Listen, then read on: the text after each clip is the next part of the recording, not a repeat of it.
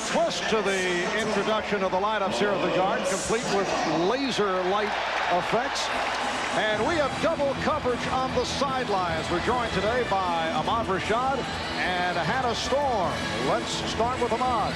All right, Marv. Well, everybody's talking about Jordan Pippen.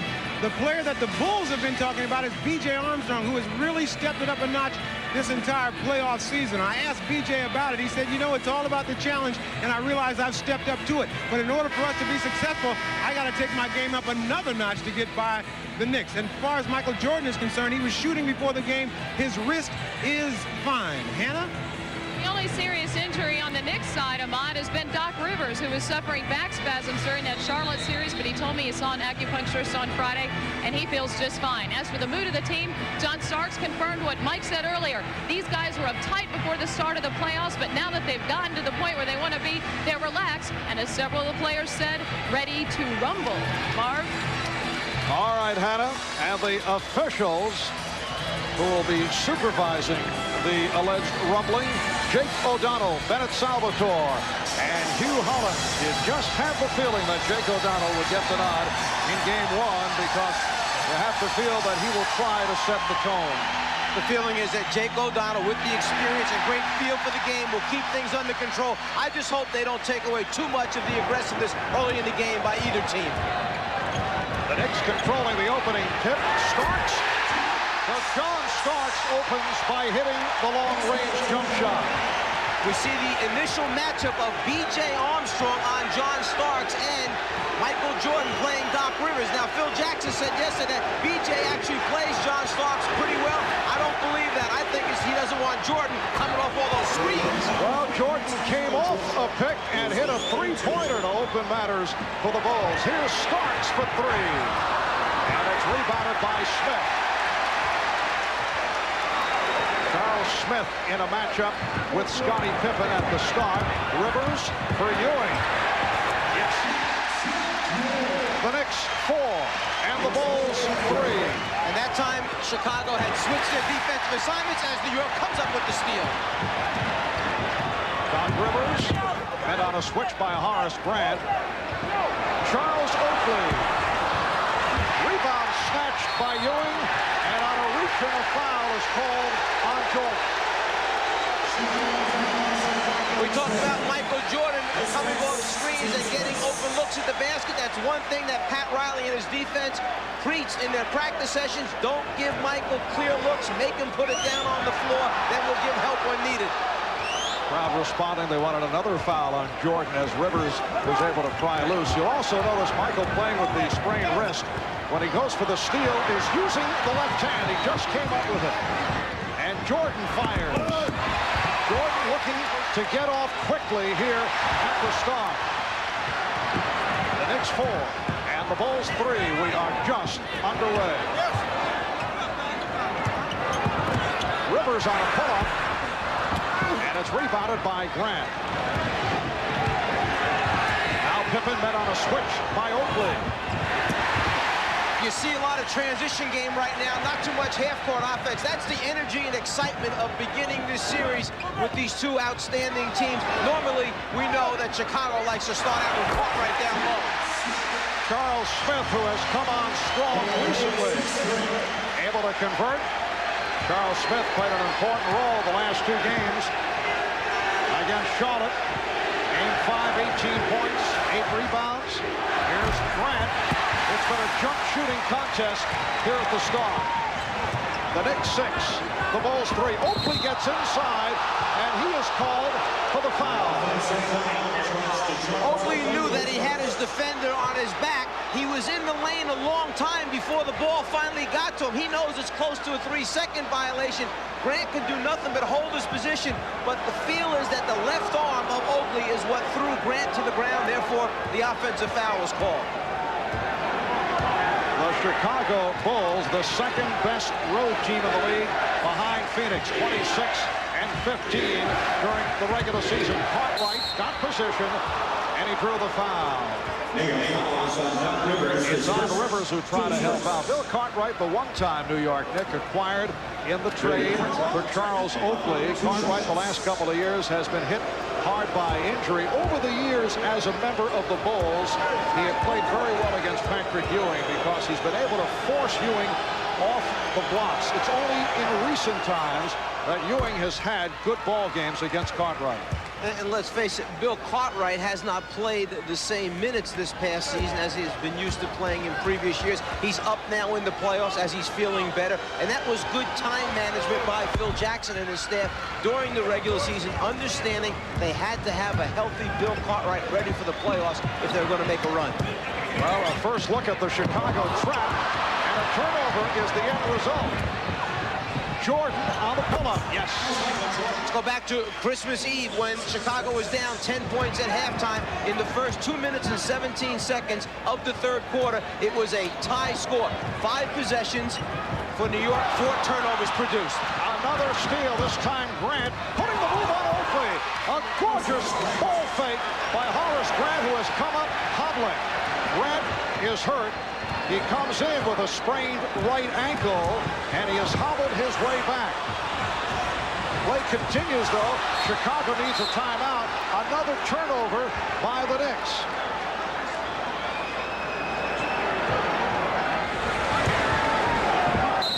Five turnovers committed by the Knicks here in the early moments, and a timeout has been called. Horace Grant, who came in with a very bad right ankle, takes the pass in transition, and then as he takes off and comes down, it's the right ankle that catches the brunt of the force of hitting the floor with the weight on it. It was a very, very bad sprain. Hopefully the time off had given him a chance to recover, but it's obvious here he will play with a very bad ankle in this series. Horace Grant injured the ankle in game 1 of the series against the Cavaliers, and he comes up hobbling right there off that beautiful move with the ball fake on Oakley. In talking with Phil Jackson yesterday, it's an unusual sprain, and the swelling was in an unusual spot. All right, let's go over to Ahmad. All right, Marv, I just spoke with Horace. He said what happened was he got kicked on that sprained ankle, which is very painful, but he's still able to go. Marv?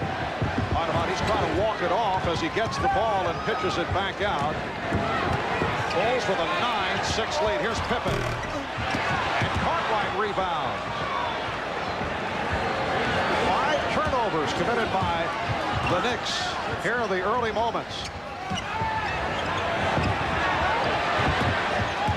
Jordan gets inside. Ewing with the rebound. Pippen knocked it away. Another Knick turnover. Jordan for Pippen. And he's fouled by Ewing. Let's go back to that Cleveland game where Horace Grant was originally injured, and you can see the severity of this. The ankle turns completely over the right ankle as he comes down on top of Mike Sanders' ankle. It turns over. He goes down immediately. The swelling took place more in the back of the ankle than on the side. Back of the ankle, bottom of the heel part. Again, same ankle injured here early in this game. Scottie Pippen being settled down here by Michael Jordan. He shot only 66% from the foul line during the regular season. Hits 1 out of 2. The Bulls 10, the Knicks 6. Now some light pressure. Grant hanging back. Chicago will vary the pressure, vary the traps, trying to keep New York off balance. They understand that New York has prepared for this. They want to give them different looks to keep them guessing. And Ewing fouled, a hard foul given by Bill Cartwright. 7-0 run by the Bulls for a 4-point Chicago lead. You don't want to let him continue with that shot. So after Cartwright feels the body contact, he reaches up with the right hand, grabs Ewing on the wrist so that he cannot follow through and get a continuation call on the shot attempt. Bill Cartwright and Patrick Ewing had a very close friendship while both were members of the New York Knicks. They recall it goes back to the Hubie Brown coaching days, where at one point the Knicks tried to go with the combination of Cartwright at center and Ewing as the power forward. Did not work. Ewing did not want to be a power forward, although upon occasion he has done it successfully under Pat Riley, but he felt he was not comfortable, and it led to the trade of Cartwright. But in fact, later on, when Rick Pitino became head coach, did not they go with two big people at times on the floor? So it was the willingness then of Patrick Ewing as he matured and grew as a player, and understanding that sometimes you have to do some things that you may not think you feel most comfortable with for the good of the team. All right, the Bulls with a 10-7 lead. The first shot of defense from the crowd is Grant. Hits from outside. The Bulls have done it from outside, and they lead 12-7. Ewing forced out, not able to get position, and a foul is called. It's Cartwright on a push. The last foul, Ewing caught Cartwright down low, close to the basket. Now he wants to make him move his feet. Turn, face up, put it on the floor, make Bill move those feet. He cannot stay with a younger, quicker Patrick Ewing. Make it be a foul. Patrick Ewing averaging 25 points in the playoffs, shooting at 50% from the field. And now Phil Jackson with a substitution. Will Purdue will come on for Bill Cartwright. I was wondering who Phil was going to go with, whether it would be Scott Williams first to give them a very, very quick basketball team on the floor, or Will Purdue to give them size against Patrick Ewing. In talking yesterday with Phil, he mentioned that Scott Williams is going to be my guy that I have to plug into more than just one spot if we're going to be successful. Smith able to get to it. Yes. Charles Smith with a second field goal. The Bulls lead by 2. Will Purdue has had several outstanding games against the Knicks. Did not play much in the series against the Cavaliers. Pippen got the step. And Smith is on the ball. As is the case against New York's defense, the best defense in the NBA. When you drive the lane, it closes down quickly. You don't get an easy look at the front of the rim. Starks looking for the quick release, and it poked away. Shot clock is down to 6. Down to 3. Ewing has to force. Yes. The game is tied at 12. Patrick Ewing with his second field goal. Armstrong for Grant. And here's B.J. Armstrong. Grant on the recovery. And that's a traveling violation. Horace Grant called for steps. Timeout taken. 6:13 remaining. First quarter. The Knicks and Bulls even at 12. The series, and Bill Cartwright feels that Patrick Ewing has been getting the benefit of the doubt in recent years. We talked about it with Bill. A little drop step, little hop, 2 or 3 hops, but seemingly that's what happens. Guys are able to get away with certain moves, and seemingly Shaq has kind of picked up that too, where you're able to get that little extra hop in your drive or in your move. Do you complain about it to the officials? Yeah, we complained about it. We pointed out, but seemingly after you do it for a few years, referees look at it like, hey, that's kind of his move. No matter if it's walking or not. So, but he gets away with it. Bill obviously getting ready for a coaching career down the road, trying to get a small edge, gain that edge however you can in the playoffs, just like Phil Jackson and Pat Riley. Bill Cartwright has made the point a number of times that Ewing does get away with a travel. Here's the move by Ewing. He was pushed, yes, and it counts. Great collapse on Ewing as he released. The basket counts, and he'll go to the line. The Bulls know that Ewing has a reputation of not being a good passer out of double teams or even triple teams, so come at him hard. 1, 2, 3, Bulls. Bottom of the net for Patrick. Foul on Will Purdue. 3-point play by Ewing. The Knicks in the midst of an 8-0 run. Ewing off to the fast start with 9 points. And the Knicks with a 15-12 advantage halfway through the first quarter. Grant trying to get it to Purdue. It's one of the few times thus far that the Bulls have gotten into their half-court offense, and then they come right back with the steal. Pippen leading the way to B.J. for the jumper. 7th turnover committed by the Knicks, and that has killed them here in this first quarter. In that last timeout, Ahmad overheard the coaches telling Chicago, get back in our half-court offense, the triangle offense, make the Knicks defense work, don't take those hurried shots. play by Armstrong, but a foul was called. BJ got a piece of the ball, but also a piece of Oakland. One thing you tell teams, when you make a mistake at the offensive end, hustle back on defense and make up for it at the defensive end. Make something good happen. Pippen makes something good happen with the steal over to BJ. The transition score, something Chicago wouldn't mind the whole afternoon, getting in the open floor with New York's defense rather than have to play against their setup half-court defense. Will Perdue has been lifted. Stacey King has come on. Stacey in his 4th year out of Oklahoma. There he is, and he will now operate at the center position as Perdue sits down. The Knicks 15 and the Bulls 14. It has been an outstanding season for Charles Oakley, playing the best basketball of his NBA career. Misses on both. The tip by Smith will account. Jake O'Donnell with a loose ball foul call.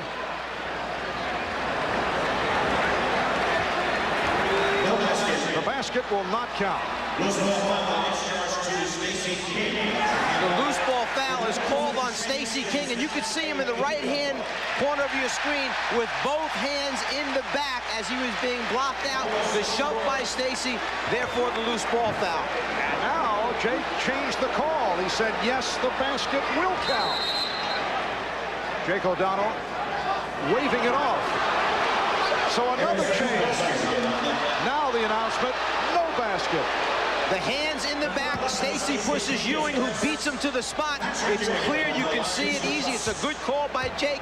And now the good thing is that he just wanted to get everything straightened out as to exactly how many points should be awarded, how many shots they get. And the reaction by Phil Jackson, looking to the heavens. Phil understands it will be a long series. No sense right now getting up and getting involved with the officials at this point. The ball's over the limit, so Ewing went to the line, but he was not able to hit. Knicks with a 15-14 lead. They maintain possession off that back tap.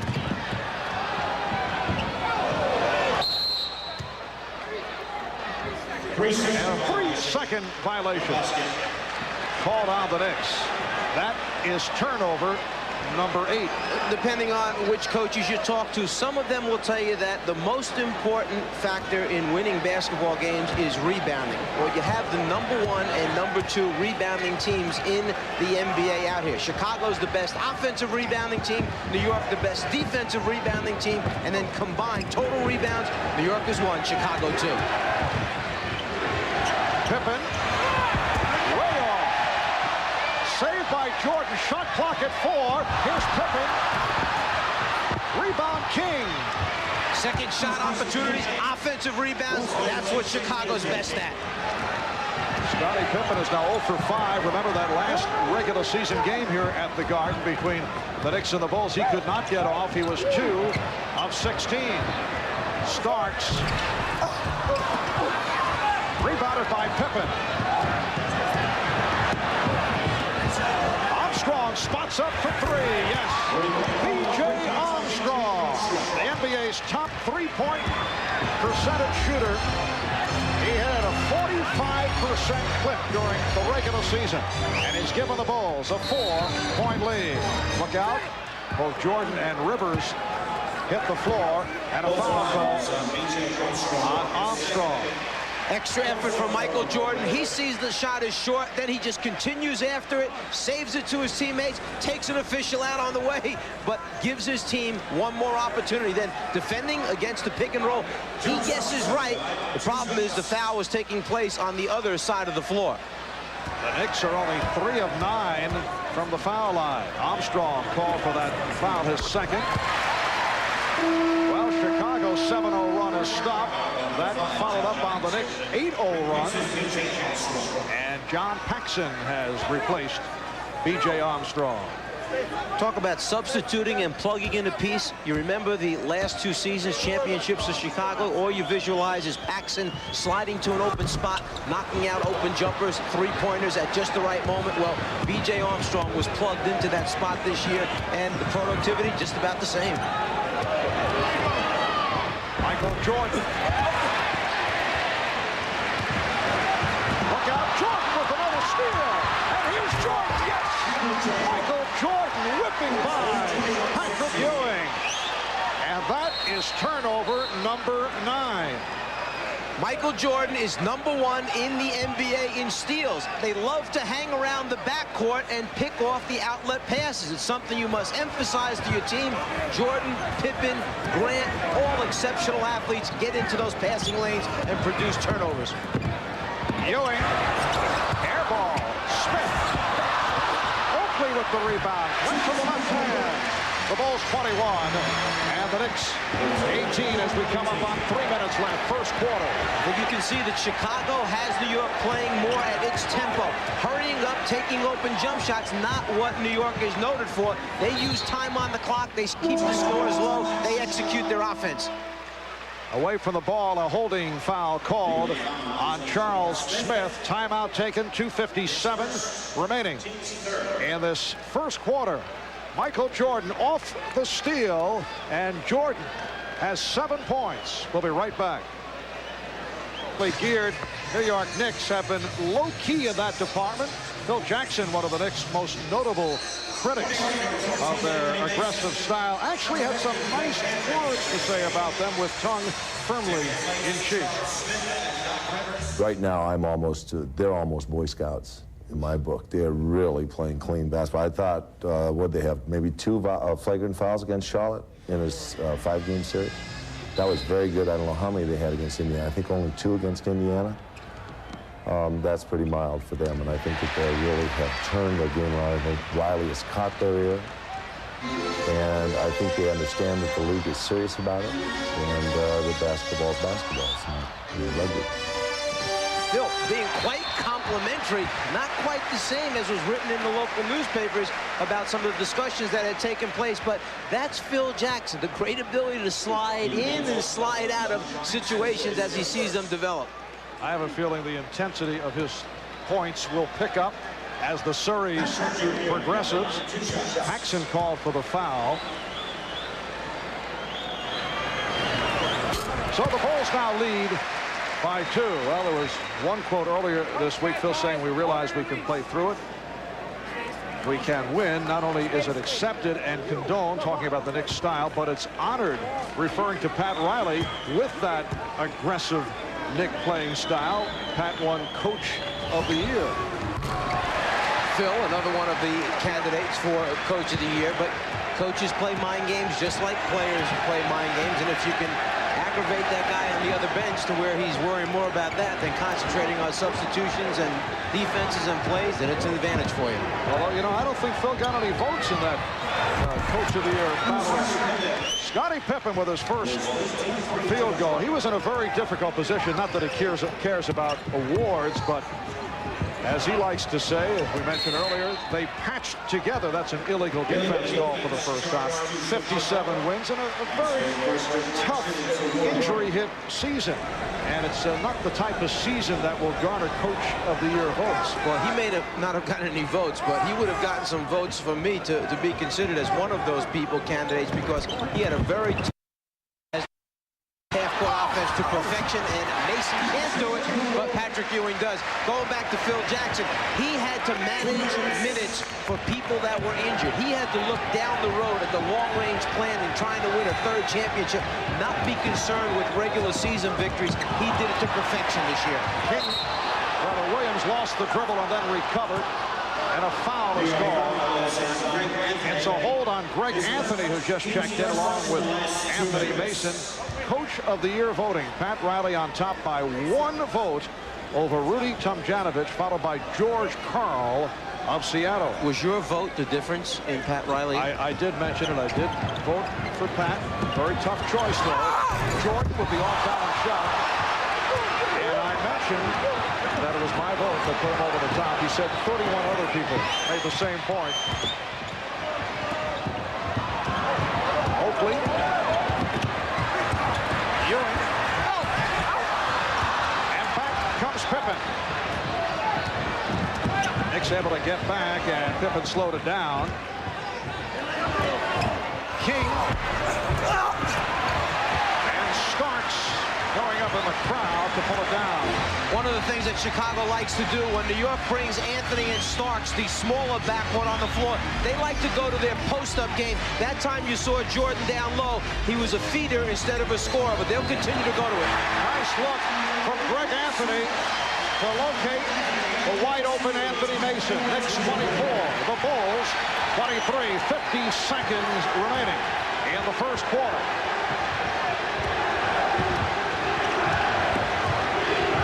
Nice fake by Jordan. Yes, John Starks did well in not picking up the foul as he went for that feint. The Bulls by 1. Jordan has 9 on 4 of 8 from the field. Patrick Ewing leads the Knicks with 13 points. Here's Starks. Down to 20 seconds. The Bulls will hold for a final shot of this opening quarter. Down to 10 seconds. 5 seconds to go in the quarter. And Jordan fires off the mark, but a whistle for a foul. Offensive foul against Chicago. Illegal pick called on Pippen. That is his first, and the Bulls are very upset. They say Scottie Pippen moved into the path of the defensive player, John Starks, as he was trying to set that screen. If it's at the last second and you jump out into that defender's path, then it's a good call. If he had time to react, then it's a bad call. Anthony with that last second fling, and that's the end of the first quarter. Game 1 of this best of 7 Eastern final. Patrick Ewing coming up big at the start. 13 points and 7 rebounds. Turnovers hurting the Knicks, and Chicago leads by 1.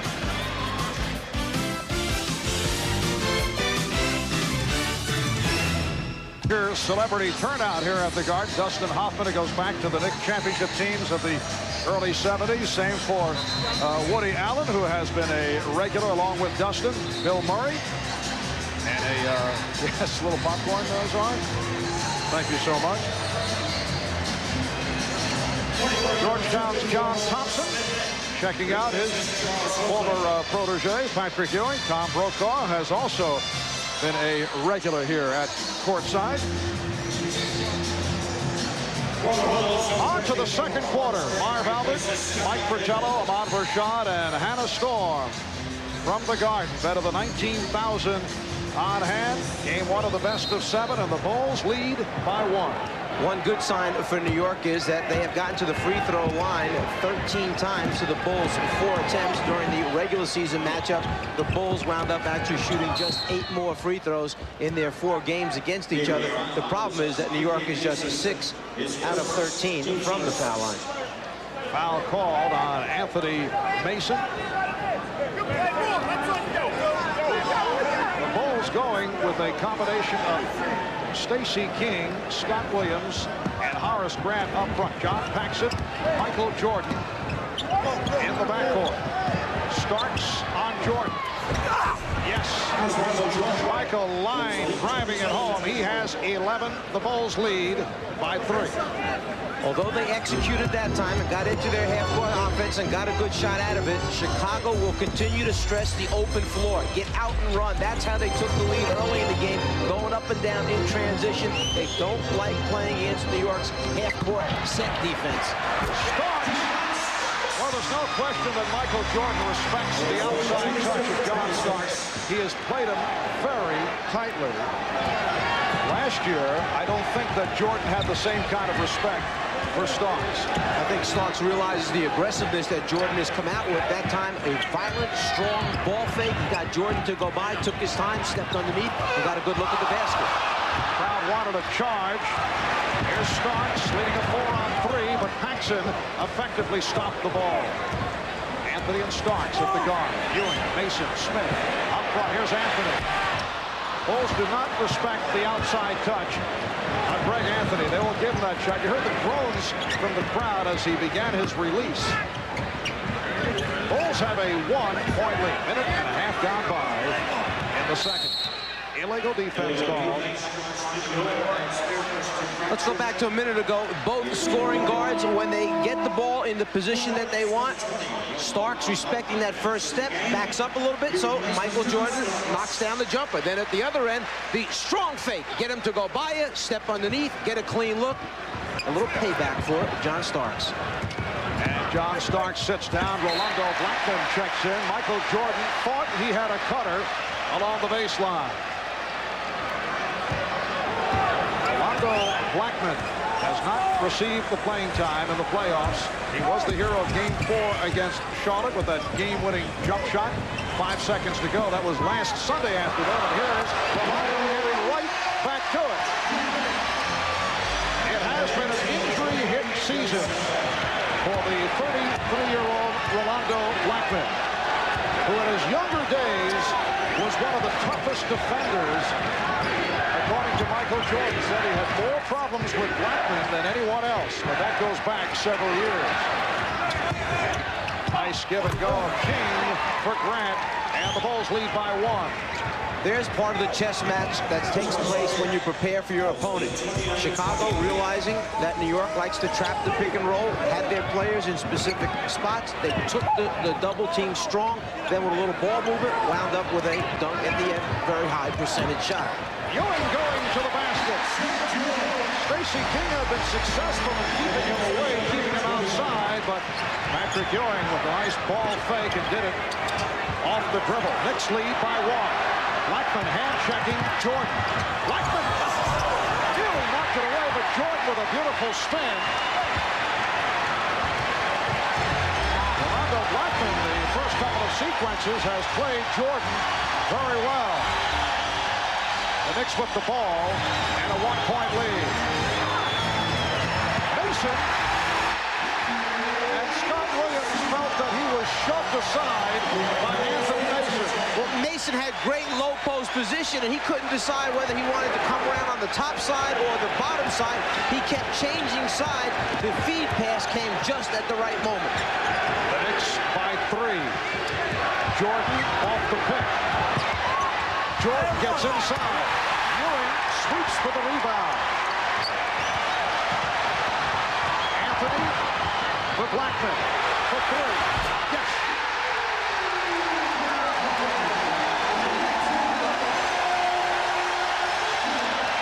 Rolando Blackman has checked in, and he has put his mark on the second quarter. The Bulls will talk it over.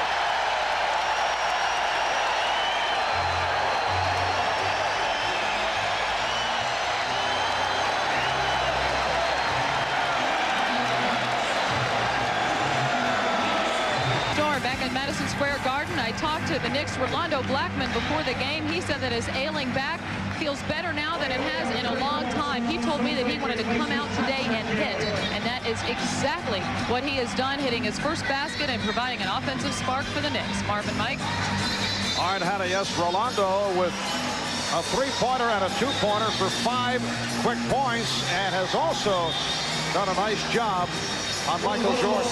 Yeah, riding up the elevator, entering the building this afternoon, I was with Rolando Blackman, and I asked him if the back was feeling better because of the shot he made against Charlotte. He said, well, that helped a little bit. He said, but, you know, I've been in that situation a lot of times in my career, and I felt very comfortable taking that shot against Charlotte. You know, it really has paid off for you, Czar, riding up and down the elevator, looking. It's amazing who you find on elevators. Tremendous tactic on your part.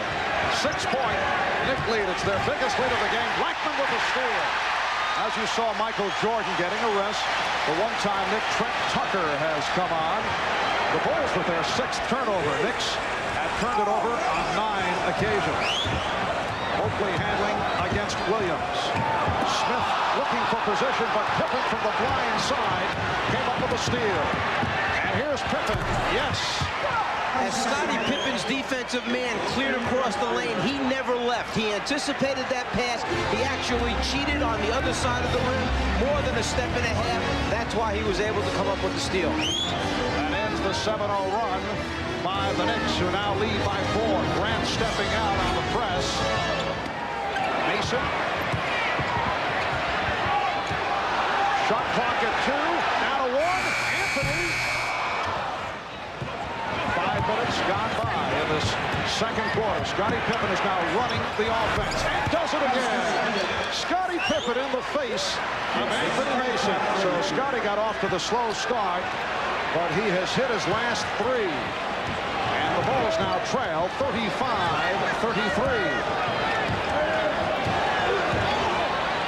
Scottie Pippen used that philosophy. If they can't catch you, then they're not going to be able to get their hands on top of you and hold you. That's why he came right at Mason full speed off the dribble. Tucker diving for the ball. Came up with it. Here's Pippen. Double team. Anthony knocks it away. Good play by Greg Anthony. Has a 4-on-2. Mason from Anthony. Knicks 37. The Bulls 33.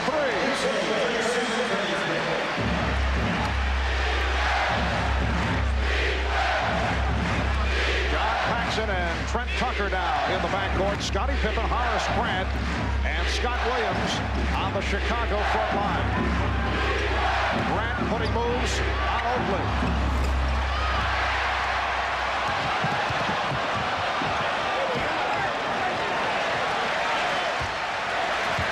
The Knicks had lost 14 straight to the Bulls before upsetting them in Game 1 of last year's conference semifinals. That game played in Chicago, and the Bulls would love to return the favor here today to strip the Knicks of the home court advantage that they won during the regular season.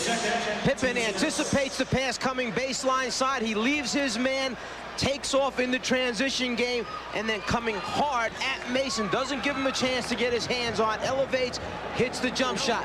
Then coming right back again the next time, feeling that he's got that stroke, gets himself going into the game at the offensive end by doing it through transition. Madison Square Garden now. A lot of people know that Phil Jackson is a man with a lot of different interests. You know that he draws plays for the Chicago Bulls, but this year he took it a step further. In Chicago, there's a theater that invites people to write their first play. Well, Phil, it was his turn to write his first play. Phil's is an autobiographical one about a typical morning in the Jackson household. Knicks lost. Well, the play got rave reviews, and as you can see, that last line about the Knicks losing got the biggest response, but there were a lot more good lines in the play. Marv? All right, Ahmad. Phil Jackson in his 4th year as head coach of the Bulls, native of Montana. He's led the Bulls to 2 straight NBA championships. Offensive foul call to give the ball to Chicago. Michael Jordan is back. Knicks with a 4-point lead. And Blackman with the rebound. You see the wide open shot, and the reason for it is Jordan is able to take that double team off the pick and roll situation, stretch out the defense by keeping his dribble alive, and then it's a matter of just outnumbering the defense by position. Charles Smith has hit 3 out of 4. He has 6 points. The Knicks by 6, matching their biggest lead of the game. Williams off the fake. Scott Williams with the baby hook to bring the Bulls within 4. Greg Anthony has played well. 5 assists in the 2nd quarter. Anthony and Blackman in the backcourt. Here's Smith. Smith up front with Oakley and Mason. The Knicks look at the Charles Smith-Scottie Pippen matchup as favorable to them. They feel that Charles, with his lookout on Oakley in the collision with Grant, and Smith called for the foul. They feel with that height advantage, Smith can take advantage of Pippen as you look at the foul called on Smith. Mason and Anthony sit down. Ewing has returned, as has Starks. Jordan dumps it off. Good luck. Oh, and here we go. Oakley and Pippen, jaw to jaw. Oakley felt that Pippen was being aggressive as they were vying for that loose ball. It actually goes back to the last play when the foul was called and Grant took the basketball and shoved it in Oakley's stomach as he walked away. Oakley then turned to the official and said, how come you didn't call something there? This is just a carryover, that interaction between those 2 players. Jordan talking to Starks. And Jordan fires for three. A three-pointer by Michael Jordan. He has 14. The Knicks 41. The Bulls 38. And the conversation has begun between Starks and Jordan. They were both quiet at the start. Knicks have hit 8 of 10 from the field here in the second quarter. Bulls wanted a foul. Pippen tried to draw. And Smith gets to it. Charles Smith has been very aggressive. He knew there was a lot of pressure on him coming into this series. People would focus in on the job he did against Scottie Pippen, so he has responded early to the challenge. Rebounded by Grant. Here's Pippen. Look out. Fouled by Blackman. Blackman trying to prevent the shot. And Scottie came up smiling. Michael took a little slap in the left side of the face. He then cocks it up, knocks down a three-pointer, and just makes sure that his face is okay. Pippen going up for the layup. Blackman making sure he doesn't get a good shot attempt. At the Sheraton New York Hotel in Manhattan. Coming up on the Prudential Halftime Report, we'll bring you live coverage of the NBA Draft Lottery. At stake is the order of selection for next month's draft. 11 teams will be vying for the #1 pick, among them the Denver Nuggets, who have 4 chances in 66 of landing that #1 choice. This is the scene in Denver where members of the organization, including head coach Dan Issel, will be hoping the Nuggets defy the odds and move up to a top 3 pick. And their good luck charm, well, it's the unveiling of the brand new Nuggets logo. We'll see shortly if it has a positive effect. The draft lottery is coming up on the Prudential Halftime Report.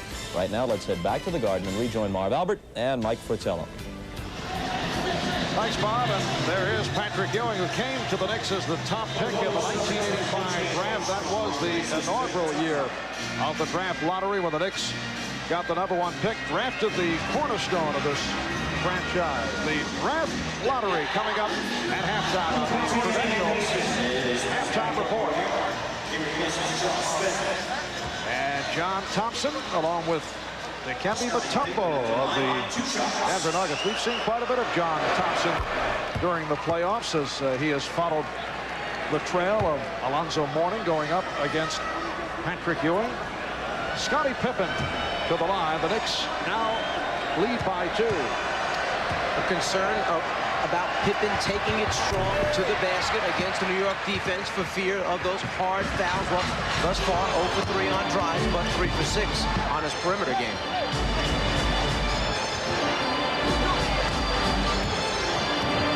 The Knicks 41, the Bulls 39. 2 minutes and 40 seconds remaining in the first half. Starks with the shot clock running down. Bill Cartwright is back, as is B.J. Armstrong. Here's Armstrong.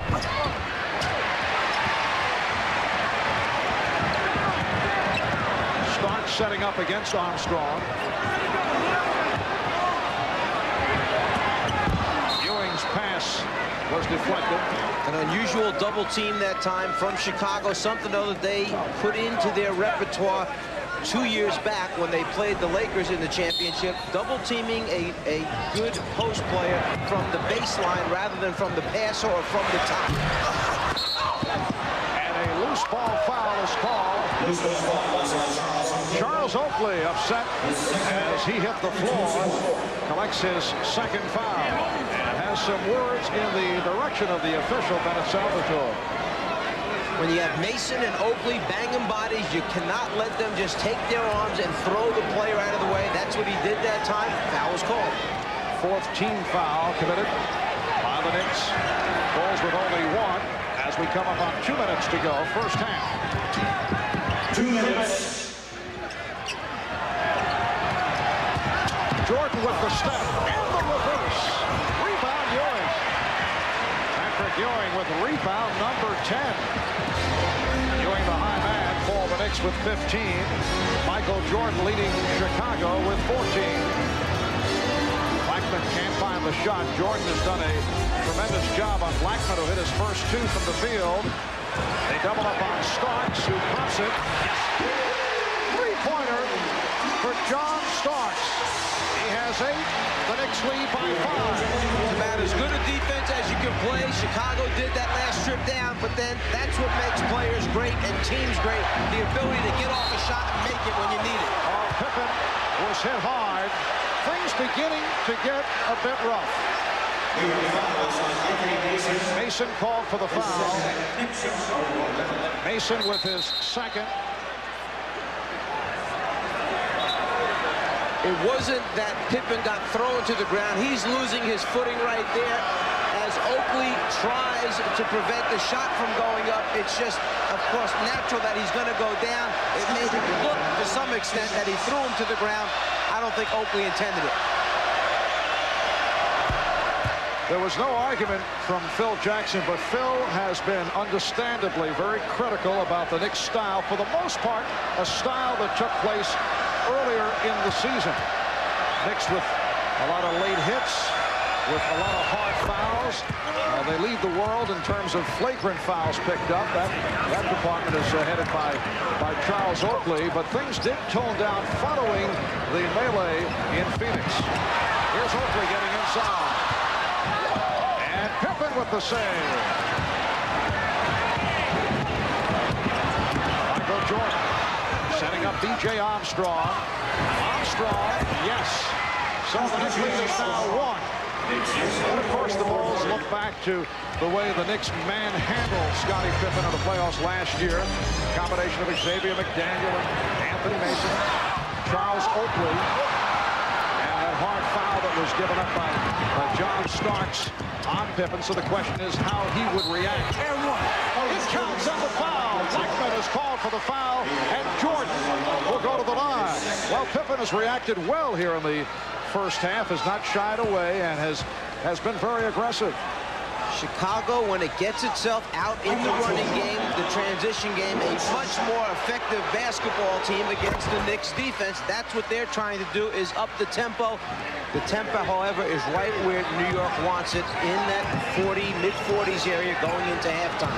The Bulls have come from behind. They now lead by 2. Off the trap, another steal by Jordan. 2-on-1. Armstrong is fouled. Foul committed by Starks. And the trap beginning to pay dividends. Changing up where the trap takes place. This time after the ball comes across the half-court line. The late rotation by Michael Jordan. A 2-on-1. Give it up just at the right moment. Armstrong goes to the free throw line with 2 opportunities. And that, the 9th steal of the first half for Chicago, leading to the foul that puts Armstrong at the line. Jordan has 3 steals. Pippen has 3. The Bulls with a 3-point lead. Here's Will Perdue for Bill Cartwright. B.J. Armstrong began the season as a starter with John Paxson not fully recovered from the knee surgery. There were grumblings from some teammates which upset B.J., grumblings concerning his play. Then he was used coming off the bench, but eventually was inserted back into a starter's role, and he's played very well. You mentioned that was a 9th steal for Chicago. They were 5th overall in the NBA this year in steals, averaging about 9.5 for a game. So here they have 9 already in the first half. Mason with the rebound. Mason was fouled. He was held by Scott Williams. A 9-0 run by the Bulls, giving them a 4-point lead with 2 8/10 seconds to go in this first half, and a 20-second timeout has been called.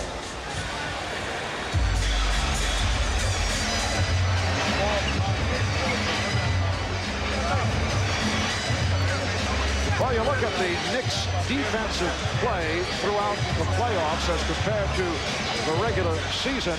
They allowed only 95 points per game during the regular season.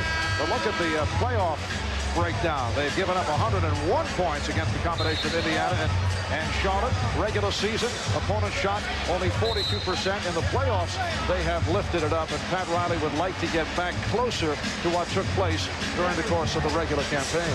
But let's be fair to those statistics. Both teams they played, Indiana and Charlotte, are up-tempo teams. Both went out and pressed and tried to create more shots during the game against the Knicks. You don't play those teams every night in the regular season. Starks with that last-second shot attempt.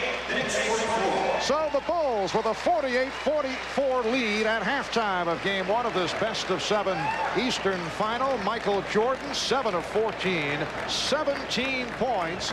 Patrick Ewing with 15 in all. Only 2 have come in the second quarter. Bob Costas coming up with a Prudential halftime report.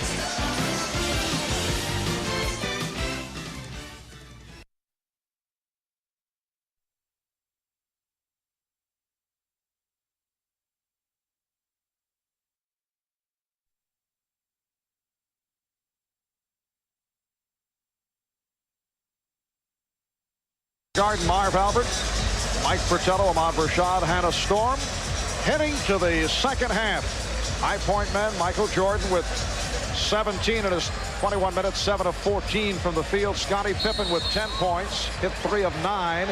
And Patrick Ewing, 5 of 9, but only 2 of his 15 came in the second quarter. The Bulls with the ball and a 4-point lead. Jordan and Armstrong in the backcourt. Grant, Cartwright, and Pippen up front. Here is Jordan. Tough angle jump shot by Michael Jordan. And the Bulls now lead by 6. It is their biggest lead of the day. The willingness of Michael Jordan to move without the basketball and trying to shake a defender, and then the patience of Grant just waiting to get him open and then give him the ball at the right time. Armstrong is trying to draw the foul. The block by Pippen. Smith with the recovery. Charles Smith, 5 out of 8. 10 points. He has had a solid performance. The Bulls 50. The Knicks 46.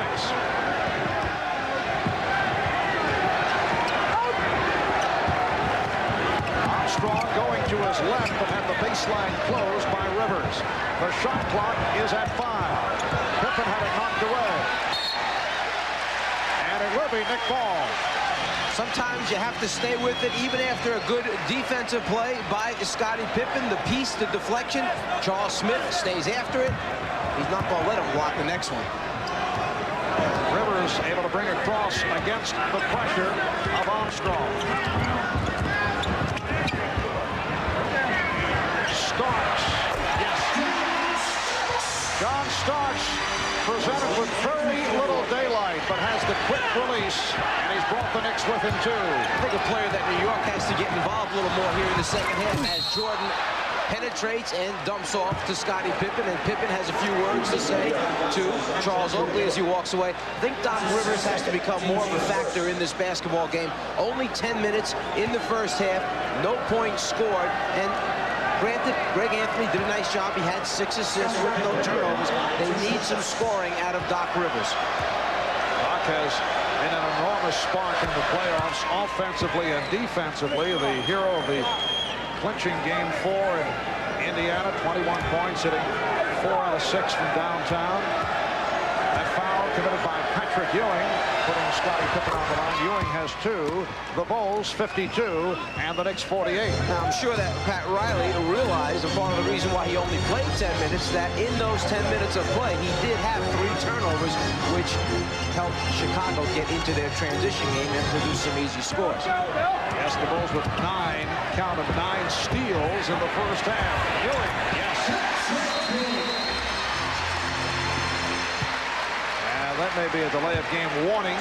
Yes, it is against the Knicks. The ball was knocked away, preventing Chicago from moving down in a hurry. The Knicks have hit their last 3 shots. They closed the second quarter, missing 8 of 9. Smith deflected it, and it will be Chicago ball. New York coming out with an aggressive attitude here to start the second half, up in the passing lanes, overplaying, stopping Chicago from swinging the ball from side to side in the half-court offense. Here is Pippen, got a good look. Cartwright, and it's fielded by Oakley. The Knicks trailing by 2. Off the double team, Pippen with the steal is 4 for the game. Armstrong on a pull-up. Yes, and the Bulls lead by 4. Chicago is right back into extending its defense, pick up the ball a little bit higher, make some things happen as Jordan and Grant try to jump Rivers in the backcourt. Open shot for Charles Smith. The Bulls 54, the Knicks 52. Chicago trying to become only the third team in NBA history to win 3 in a row.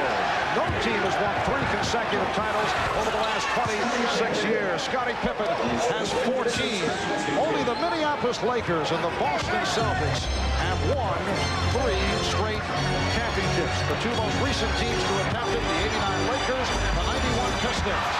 Well, a friendly rim for Patrick Ewing. The Bulls 56 and the Knicks 54. Little hand check by Starks. Jordan did not like it. And a foul has been called. That is the second committed by John Starks. Scott Williams checking in for Horace Grant. Let's go to Ahmad Rashad. All right, Marv, the reason that Horace is coming out, he's really been laboring with that bad ankle that he got kicked on earlier in the game. He had it retaped at halftime, but obviously it's still a little bit stiff. He'll take a seat. Marv? B.J. Armstrong hits his second three-pointer of the day. B.J. with 14, the Bulls by 5. There was another reason besides the bad ankle why Grant came out. It was his man, Charles Smith, that hit that wide-open jump shot before, because Grant went and gambled in the backcourt. Phil Jackson didn't like that. He quickly substituted. He has Grant on the bench along with his coaches, and he has been talking to him, trying to explain what he's supposed to do in his defensive rotation. So this is a little briefing session besides getting that ankle a little bit of rest. Holding foul on Pippen. And Charles Smith will go to the line. Charles Smith acquired from the LA Clippers along with Doc Rivers and Bo Kimball in the deal involving Mark Jackson.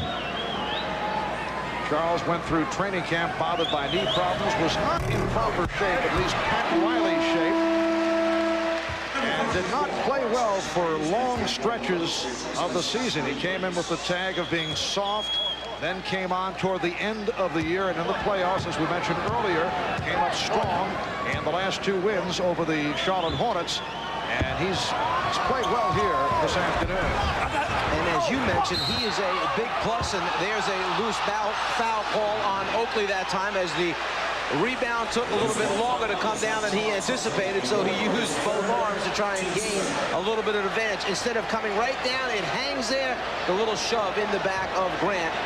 And Oakley not real happy with himself because of it. But going back to Charles Smith, during the regular season against Chicago, he shot 57% from the floor, 90 from the foul line, and averaging over 12.5 points per game. So he's played well against Chicago.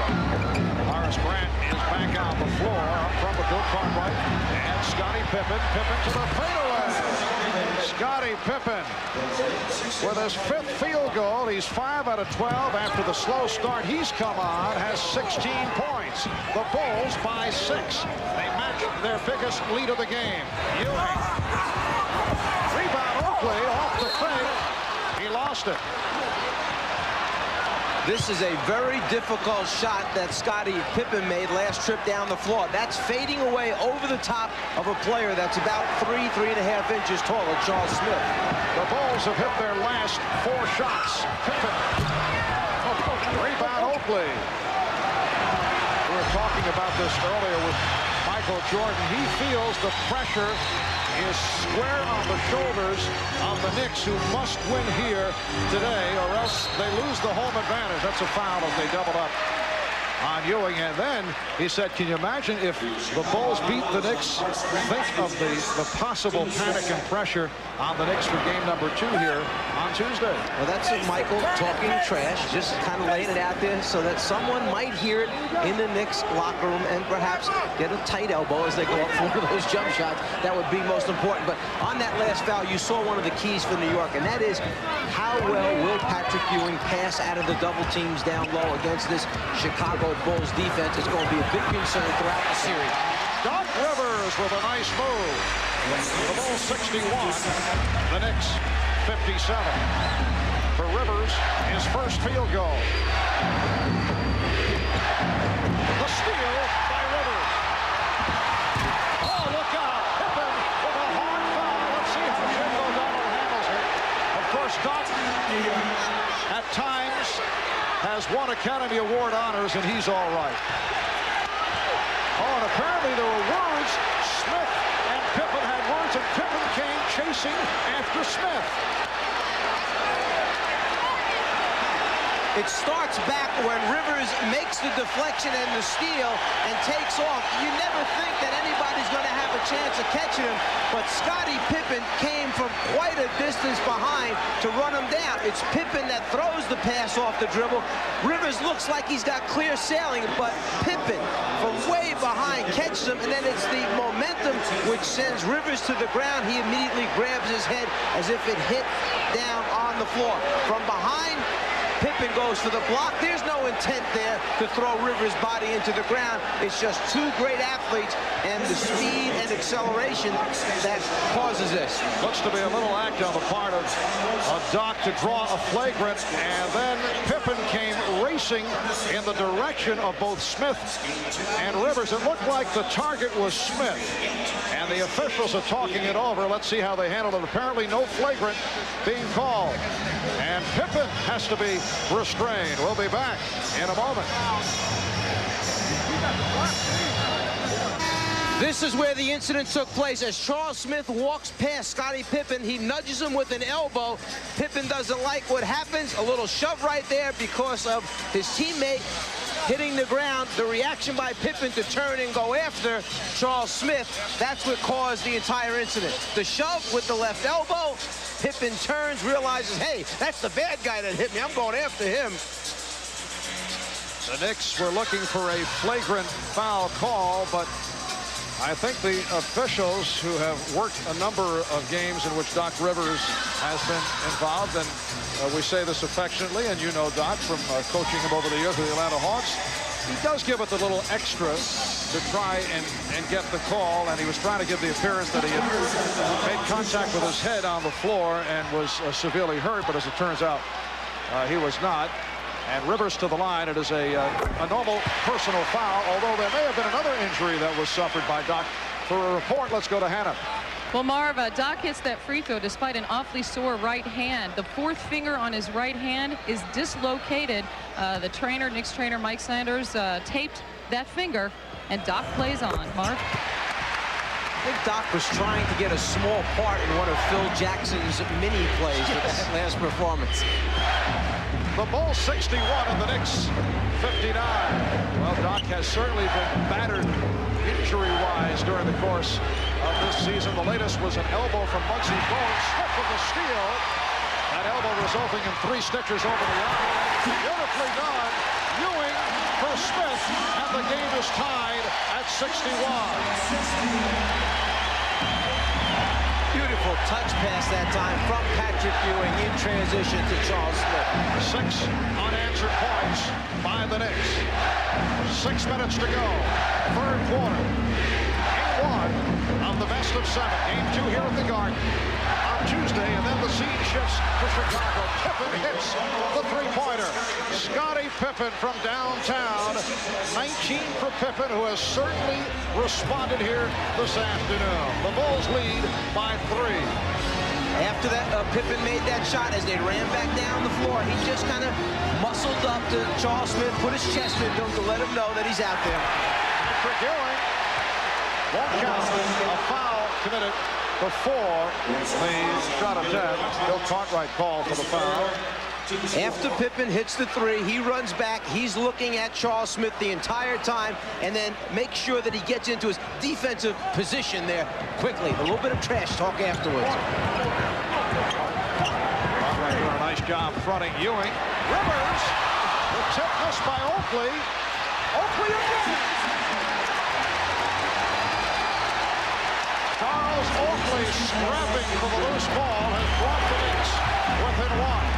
Although he didn't make the shot, you see a much more assertive Glenn Rivers out there for New York in this second half. Pippen changed his mind, and that pass broken up. The Bulls maintain possession. 13 on the shot clock. Phil Jackson wants a 20-second timeout with 5:03 to go in the third. The Bulls have led by as many as 6. The Knicks back in the first half led by as many as 6 points. A few moments ago, On a steal by Doc Rivers. Scottie Pippen chases him down, and on this particular play, first the concern, was it a flagrant? No, it was not a flagrant. A good no call by the officials as Rivers kind of grabs on to Pippen's arm, but then his head does hit the floor when he goes to the ground. The injury incurred by Rivers was a dislocated fourth finger on the right hand. And so the aftermath was this. Charles Smith, a little bump at Scottie Pippen, and Pippen did not appreciate it.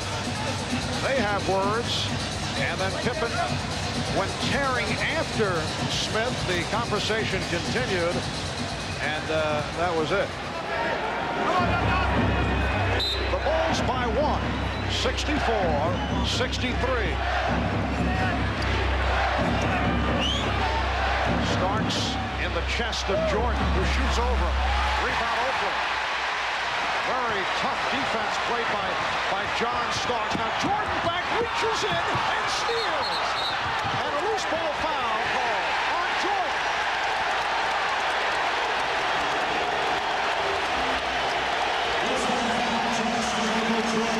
Second foul committed by Jordan, who was upset by that call made by Bennett Salvatore. Well, Michael Jordan seemed to be completely out of the play, yet he hustles back, and the concern there is that that left hand may have shoved John Starks out of bounds. I don't think it had anything to do with it. Jordan had possession by that time. The Bulls are over the limit, so Starks to the line. He is 1 of 2 from the foul line.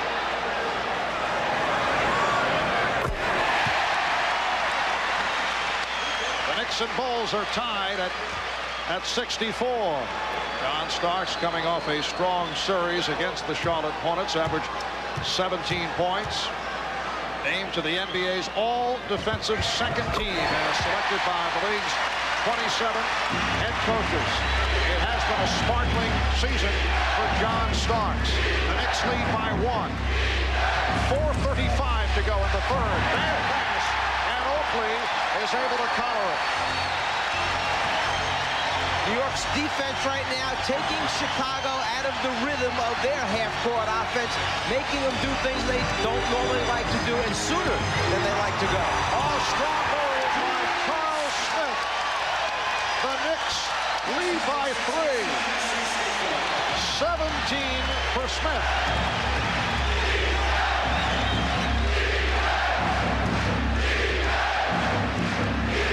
In the midst of a 12-3 run. Here is Armstrong.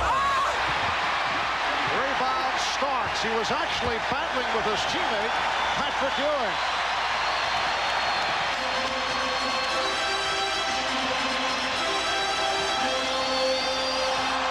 Ewing sets the pick.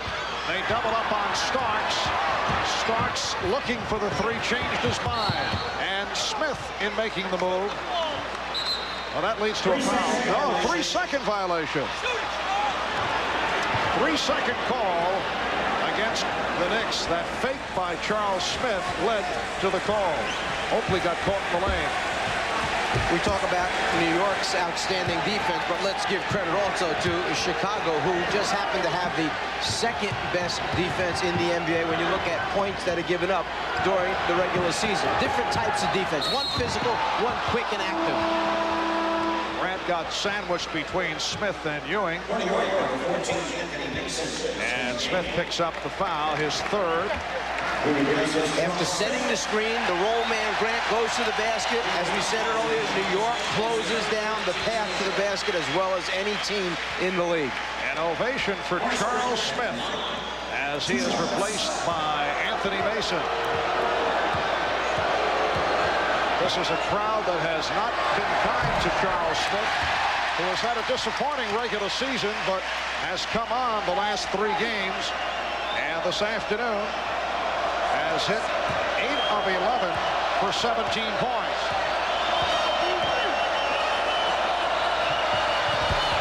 Well, Horace Grant missing both. The Knicks maintain a 3-point lead as we come up on 3 minutes to go in the third quarter. Starks, he thought he was fouled. And now the argument that Jordan deflected it short, but it will be Chicago ball. If Chicago has had an Achilles tendon, it's been from the free throw line the entire season. They're just 22nd in the league, shooting about 73%, and that's just about where they are during this basketball game this afternoon, just over 73% from the foul line. Shot clock at 5. Jordan on the line driving. John Starks has done an excellent job defensively here in the third against Michael Jordan. The Knicks 9 of 14 from the floor in the third quarter, and the foul is called on Chicago. Timeout has been taken. Grant called for the foul. We'll be back in a moment. Charles Smith of the Knicks. Good matchup between Scottie Pippen and Charles Smith. Smith came to the Knicks in a major deal with the Los Angeles Clippers, and he had a disappointing regular season. We asked Charles, why has it been such a struggle this season? It was very it was painful mentally. You know, you hear so many comments of, you know, from my friends in the league, you know, what's wrong? Why aren't you doing this? Why aren't you doing that? And the media, you can be doing this. It was just so much on the floor that, you know, this game is not, you don't want to think this game. You want to react to this game. And I was just out there thinking all the time where I was supposed to be, what I'm supposed to do, and got to cover the 6'5" guy, got to cover a guard, and, you know, it was a mental trip. Well, Charles has certainly reacted well this afternoon and a moment ago when he left for Anthony Mason, heard it from the crowd. The Knicks continue to have big problems at the line. Doc Rivers trying to extend that Knicks lead. It's the Knicks 67, the Bulls 64 with 2:33 to go in the third. They may have been struggling from the foul line. One area they're not struggling is rebounding. We said these are the two best rebounding teams in the league. Well, a 10-1 advantage for New York here in the third quarter. At halftime, they were up 28-16 on the glass. Right now, it's 38-17 off the glass in favor of New York. And the Knicks in the midst of a 13-3 run the last 4 minutes. Jordan swinging in, went to the left hand, rebounded by Grant, and he pops it out. Bulls have a new 24 to play with. Here's Grant with the open shot. Yes. The Knicks 68 and the Bulls 66. 8 points for Horace Grant. Just under 2 minutes to go in the third. Marv Albert, Mike Fratello, Ahmad Rashad, Hannah Storm from the Garden. Patrick Ewing beat his man. Jordan tried to help out, but could not. And the Knicks now lead by 4. 21 points for Ewing. Foul committed by Oakley for Charles. That is his 4th. You think on the pick and roll, Ewing's going to come over and set a screen, but he doesn't. Instead, he comes over and goes right to the basket before he ever gets to the point of setting the screen. The Bulls' defense had been trapping the ball when it came off of the screen, but if there's no screen there, there's no one to trap. And we have seen the Bulls going to the trap using the element of surprise, which has made them so effective against the Knicks over the years. You look back to the regular season meeting, Christmas night in Chicago, where they took the game away from the Knicks in the third quarter. That, as it turned out, the only win during the regular season by Chicago against the Knicks, who took 3 out of 4. However, in one of those games, Jordan played hurt. One of those games, Jordan missed because of the suspension, the result of his altercation with Reggie Miller. And then, of course, the Bulls say, well, that final game of the regular season had no meaning, although, as we saw, Mike, both clubs played very hard in the finale here at the Garden. And there's a tremendous amount of respect between both these teams. Now, Trent Tucker just came into the game for Chicago, and in talking with Phil Jackson yesterday, he felt that Tucker was going to be one of the key players in this series against New York for his team, a player that can extend the defense, can make a three-point shot on a regular basis, and who will get after it defensively to help give Michael Jordan a blow. Foul called on Stacey King. Getting back to the subject of Trent Tucker, he has not shot well to this point in the playoffs. Trent Tucker had asked Bulls general manager Jerry Krause for a tryout during minicamp, was signed as a free agent, originally a #1 draft pick of the Knicks, 6th pick overall by the Knicks, and then spent 9 years with New York, then on to San Antonio and Chicago. The Knicks lead by 4 with a minute 22 to go in the third. Well, they lost their three-point specialist from a year ago, Craig Hodges, and they picked up Trent Tucker for that reason. And Tucker gives them a little bit more. It gives them some size and probably a little more toughness at the defensive end of the floor. So that was a plus, I felt, for Chicago on that move. Paxson and Tucker now in the backcourt. Michael Jordan sitting down. Pippen, King, Grant up front. Stacey King. Stacey King with his second field goal. He has been effective in the past against the Knicks going post-up, and he did just that. It's a nice move by Phil Jackson. The one thing they were not doing was getting the ball down low as Rivers actually shoves the ball into the rim on the attempt to dunk it. So Chicago wanted to establish a post-up game. King is one of the players that can do that. And Tucker receiving no room from Starks. Good play by Ewing on the steal. He blocked it, and he came down with it. One of the points of emphasis in New York's defense is use those hands and arms, get deflections, which cause steals, and give you more possessions in the game. The Knicks with the ball and a 3-point lead. Ewing stepped out. And the ball goes back to Chicago with 16 seconds remaining in the third. 10 seconds. Pippen now running the team in the absence of Jordan. Down to 5. Here's Pippen with the pull-up. Going glass. And the third quarter has concluded. After 3, the Knicks 72. And the Bulls 69. Charles Smith with 9 of his 17 here in the third. We'll be back after these messages and a word from your local station.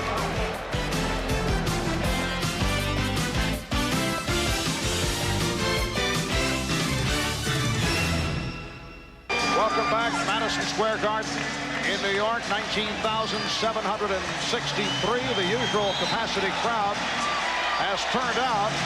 The Knicks with a 28-21 edge in the third quarter. They had the hot hand, 10 of 16 from the field.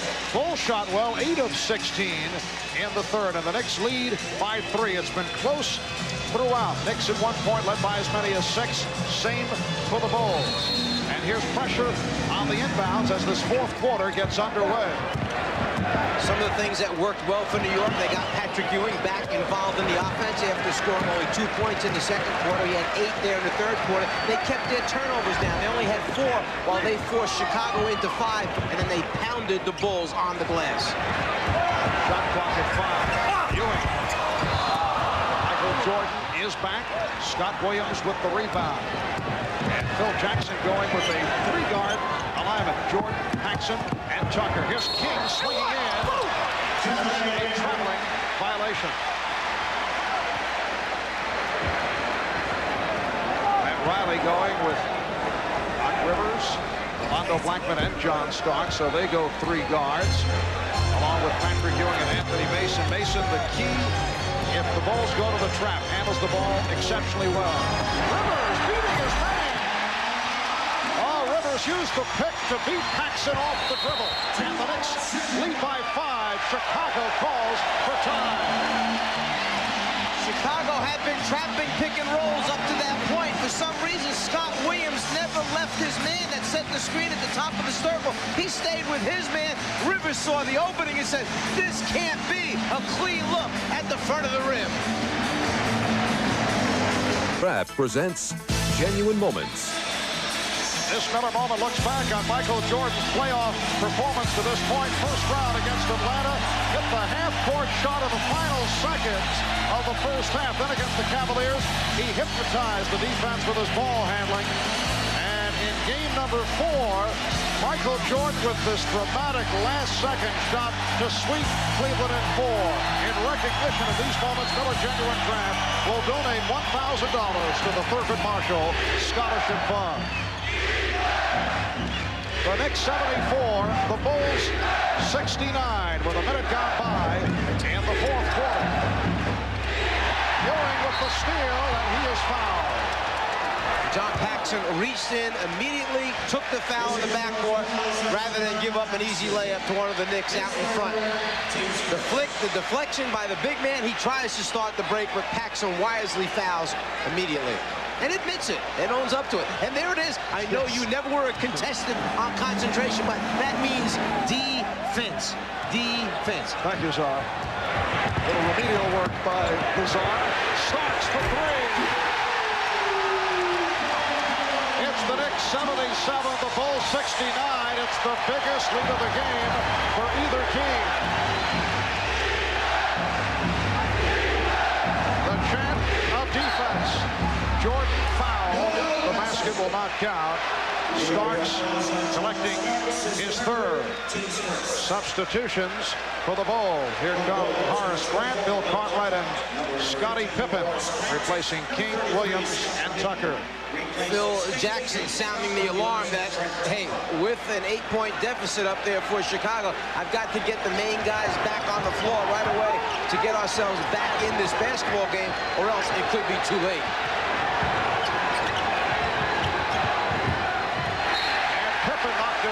Had it knocked away by Starks. Good play by Starks. The Bulls with 13 on the 24.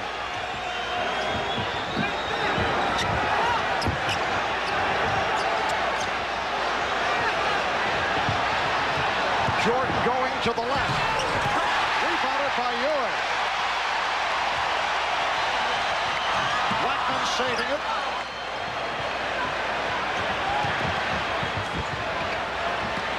Ewing off the spin. Chicago back to the offense. They are down by 8. Pippen got the step. Good play by Ewing to keep it away. Knicks have a 3-on-2. Rivers spots up. Good recovery by Grant. Blackman could not find the shot and is called for a travel. Nice play by Cartwright that caused the travel. Jordan, after foot faking 3 or 4 times, gets right where he wants, the front of the rim, but Ewing had rotated over, and just the presence and influence of Patrick Ewing forced Jordan to miss the shot. 9:25 remaining, fourth quarter. Michael Jordan with only 2 of his 19 points in the second half. Here's Jordan. Yes. Nice move, the fake to the right, and the pull-up. He had Starks committed and was able to hit. The Knicks lead is now 6. Rivers played by Paxson. Starks guarded by Pippen. It's another 3 for John Starks. That's his third from downtown. I think he caught Scottie Pippen by surprise. He looked down at the floor as if he was going to feed the postman, then never a hesitation, just got it up immediately. Oh, clean block by Ewing. Cartwright had the step, and Ewing with the rejection.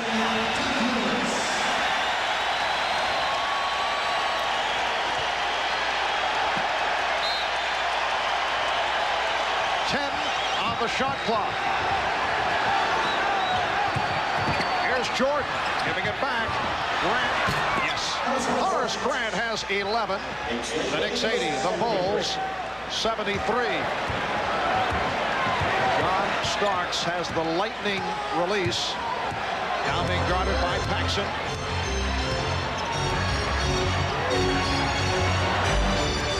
Blackman played by Jordan. Ewing lost it, and Cartwright gets to it. I know this is early in the series, but there is a factor to be concerned about. The amount of times New York goes to Ewing, and in the fourth quarter against this Bulls' outstanding defense, will fatigue be a part of the entire process in the end of Ewing wearing down eventually? The call is last touch by Chicago.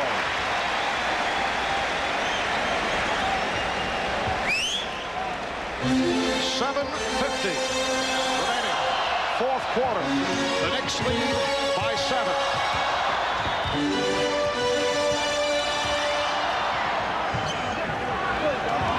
Shot clock at 10. Paxson guarding Starks. Starks for 3 again. That's his 4th 3-pointer. Keep Starks set a Knicks team record. He hit 8 3-point field goals against Chicago last March here at the Garden. Jordan came up short. The Knicks, with a 10-point lead, have taken the play away here in the fourth quarter. They double up on Mason, and he gets it outside. Foul call. Michael Jordan called for his third.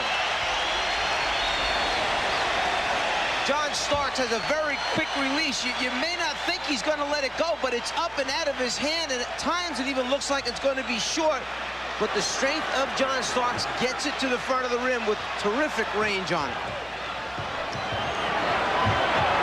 Mason posting.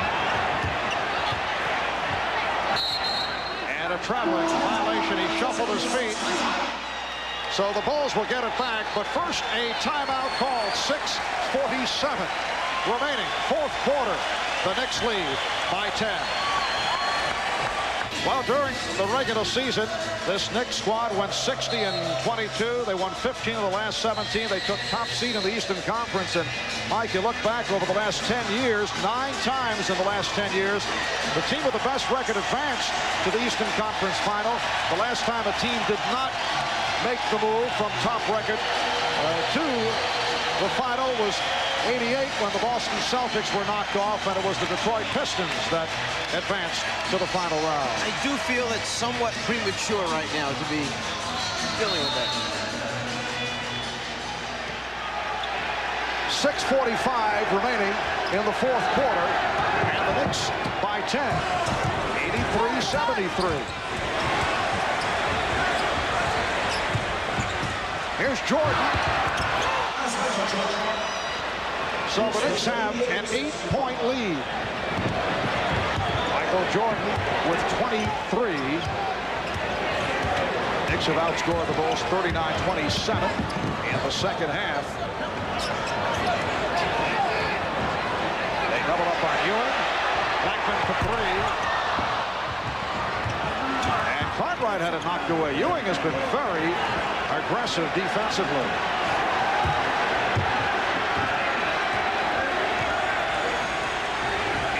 Armstrong is getting set to check back in.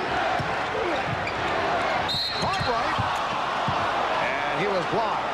Foul committed by Ewing. That is his third. Paxson, an excellent passer into the post-up area. If your big men aren't working well down low, well, then this guy's not a bad choice to go to. Michael Jordan with his back to the basket. Bill Cartwright will shoot a couple.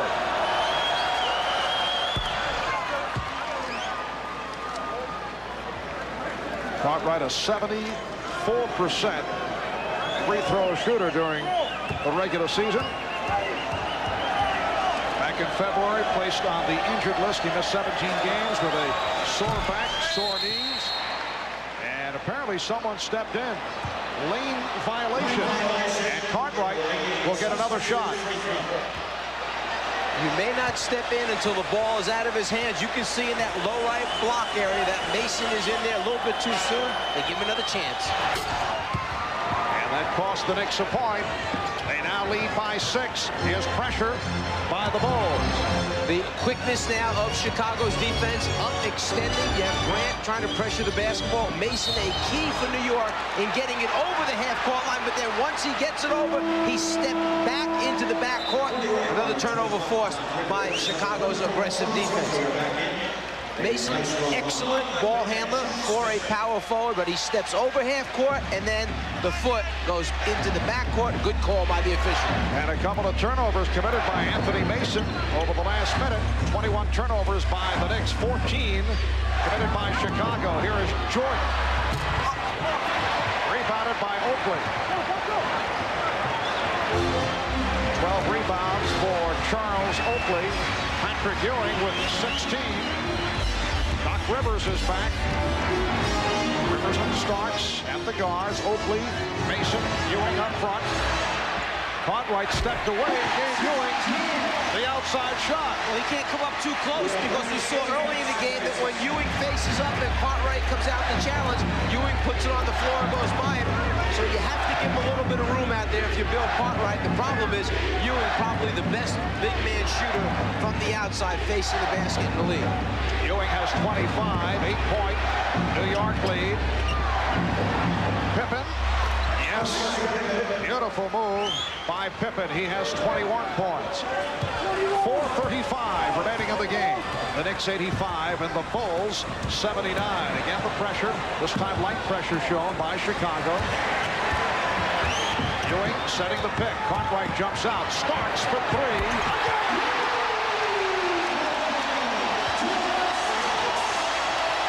He is 5 of 7 from three-point range. He has 24. The Knicks lead 88-79. Just when it seemed that Chicago was getting itself back close enough to make a move, that another one of those shots goes in. Phil Jackson almost had a smile when he saw the results of this one. Michael Jordan is right there challenging this shot when he goes up with it, but again, it's the quick release. It's out of his hands before Jordan can get there. What a spectacular shot by Scottie Pippen. And he was hammered by Anthony Mason, so Pippen will go to the line. He is 6 of 8 from the line. Three-point play for Pippen. The Knicks by 6. Armstrong pressuring the ball. They look to double up on Rivers. 4 minutes remaining in the game. Pippen guarding Mason. Mason trying to do it off the dribble. Through the foul. It counts! The basket counts and the foul.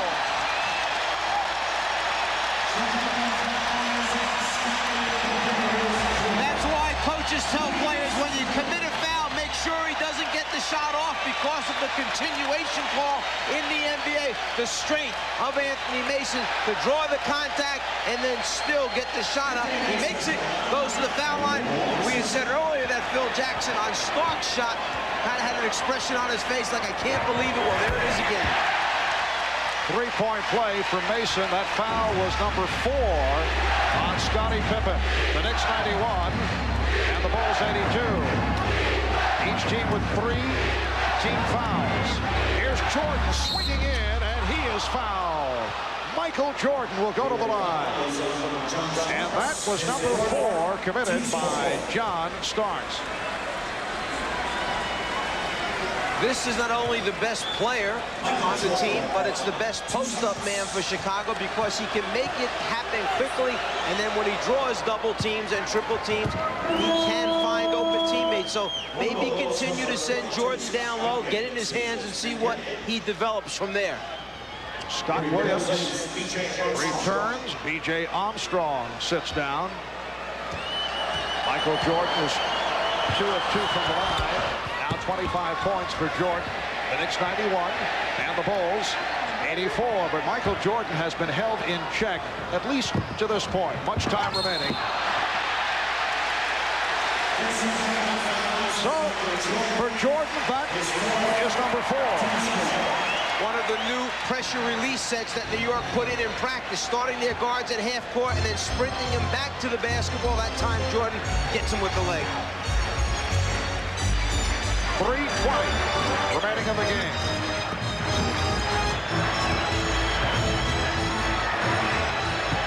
Ewing putting the move on Cartwright, changed his mind. Here's Rivers for 3.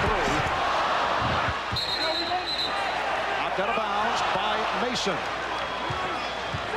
It will be Chicago ball.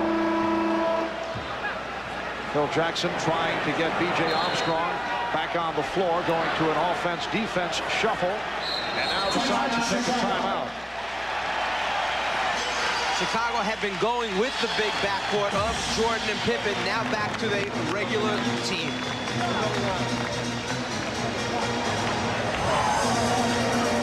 Welcome back to Madison Square Garden in New York. The Knicks 91 and the Bulls 84. John Starks has played Michael Jordan to at least a standoff. Actually, he has outshot Jordan 8 of 14, 5 of 7 from three-point range for Starks, and he's done a good defensive job on Jordan. Michael at 10 of 23. Remember, Jordan averaged 32.5 per game during the regular season. And Mark, as Ahmad just reminded me, the coach's nightmare, the last 3 minutes of a basketball game, which is Michael Jordan time. When they want him to take over, they get it in his hands. Just under 3 minutes remaining in the fourth. Starks went for the steal. Shot clock at 8. Jordan off the head fake. Ewing came over to help. May have gotten a piece of it. He certainly did get a piece of it, and that's the rotating pressure defense of New York, challenging every shot, which is an emphasis of Pat Riley's. It looks like John Stark may have dislocated that last finger on his left hand, asking his trainer, Mike Sanders, to pull it out.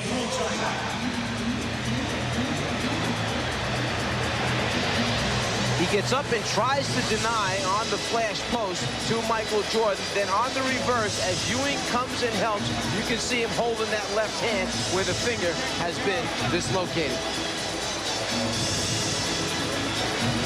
Where John Starks has suffered a slight injury. The pinky finger on his left hand was jammed. That's Knicks trainer Mike Saunders popping it out and putting it back in. He's taped up and ready to go. Mark? All right, Hannah. John Starks suffered a dislocated finger. Final day of the regular season against these same Chicago Bulls, but apparently John is all right. The Knicks 91 and the Bulls 84.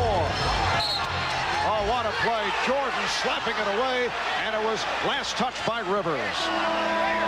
The league leader in steals gets that hand in there, goes off of Doc Rivers' right leg, out of bounds. The official, Bennett Salvatore, right on top of the play. Michael with his 5th steal of the game. Bulls came into today winners of 9 consecutive playoff games. That goes back to last season. The Knicks have won 25 straight here at home. That's regular season and playoffs. Illegal defense call for the second time against the Knicks. So that will spell out a technical foul. 2:20 remaining in this fourth quarter. The Knicks have 3 timeouts remaining, 3 plus of 20. Chicago with 2 left. Jordan converts on the technical. In case the officials needed some help, he's pointing at the guy that's illegal is right there, John Starks. He is below the foul line, across the front of the rim, and he's not double teaming anybody. That's illegal. 6-point Knick lead. Pippen, strip. Starks for Mason. And the open shot. They double up on Mason, and he lost it. Here comes Jordan. Armstrong. And Pippen has the open 3. Recovered by Armstrong. Just under 2 minutes remaining in the game. The Bulls with the ball, trailing by 6. Now Jordan. Well, Chicago has had its opportunities. That was kicked out by the Bulls. The quickness, the defense of Chicago produces another turnover. Mason tries to back into Jordan to get some space. Problem is, he loses his balance, throws it right to Bill Cartwright, and Chicago's off again to the offensive end. Rivers and Jordan battling for position. Jordan with the steal, the save. It's taken by Grant. What a play! And it's tipped home. Tipped home by Scott Williams. Michael Jordan with an extraordinary play on the steal. He was able to save it, and Mason is stripped. But a foul is called. You think Michael Jordan has no idea where the ball is being passed, but he manages not only to get a piece of it and keep it in bounds, then saves it before it goes back out of bounds to his teammates just to give him an opportunity. Reminds me of the Larry Bird play against Detroit a few years back in the playoffs, which produced the winning basket. John Starks trying to settle Anthony Mason down. Michael Jordan called for that foul as 5th. So Michael now in a gambling mode. Not a bad move, though. Anthony Mason is not a good free throw shooter at 68% during the season. Knicks lead by 5. Michael Jordan has struggled in the second half. He has done it, though, with his defense. John Starks has done an excellent job defensively against Michael Jordan. Now Phil Jackson playing offense, defense, sits Scott Williams down, brings back B.J. Armstrong, league's best three-point shooter, to have another spot-up guy in there. When they go double-team Michael Jordan or Pippen, they want a guy that can float and hit that open shot. Well, the 68% free throw shooter, Anthony Mason, hits on both. The Knicks lead by 6. Chicago's got to understand the time on the clock. They can't use up too much time bringing it down the floor. Foul on Starks, so that is 5 on Starks. Both teams are over the limit. And that is exactly what the Knicks did not want to do. They stop the clock and they provide Michael Jordan the opportunity to trim that lead as he goes to the line. You're exactly right. And I thought Scottie Pippen had taken a little bit too much time getting the ball down the floor, trying to get them into their half-court offense, being down 6 points with about a minute and a half remaining. And then they're fortunate that the foul takes place, and fortunate again that Michael Jordan happens to miss the free throw. And Jordan, an excellent free throw shooter, 84% during the season. The Knicks 93, Chicago 88. They trap Starks in trouble and lost. No, recovered by Rivers, and they just did get it across. A break for the Knicks. The Bulls nearly picked it off the trap. Pippen came close to knocking it away. The Knicks using the clock. 5 on the 24. Mason able to free himself up as Grant went for the steal. Rivers and Pippen in each other's face as play just continues. And now a timeout is called. 59 seconds remaining in the fourth. The Knicks lead by 7. Moments ago, it was a 5-point game. Chicago was pressing. Pippen had this steal, but Jordan running back actually deflected it, and Rivers was able to come up with the basketball. Then, after great defense with 2 seconds remaining, a terrific feed pass into the post to Mason. In the low right-hand corner, Rivers doesn't like the fact that Pippen knocked him to the ground, so he's got a little bit to say and a little bit of chest bumping to do. The Knicks 95, the Bulls 88. 59 seconds remaining in the fourth quarter. Rivers went for the steal. Here's Armstrong. Yes. The Knicks 95, the Bulls 90. Pressure by Chicago. They double up on Starks. And a foul committed by Pippen. Anthony Mason has scored the Knicks' last 7 points, and he will go back to the line. John Starks almost called a timeout after B.J. Armstrong hit the basket. He looked to the Knicks bench, started to make the gesture as if do you want a timeout or not, coach? There was no signal from Pat Riley, so they went ahead, got the ball inbounds. Chicago fouled immediately after the first pass and trap situation to stop the clock. Mason now 3 of 4 from the line. So Mason missed on both. 45 seconds remaining. 5-point Knick lead. Bulls have 1 timeout remaining. Jordan for 3. Rebound Starks. And now desperation, defensive play by the Bulls looking for the ball. The Knicks try to play the clock. And the foul given by Armstrong.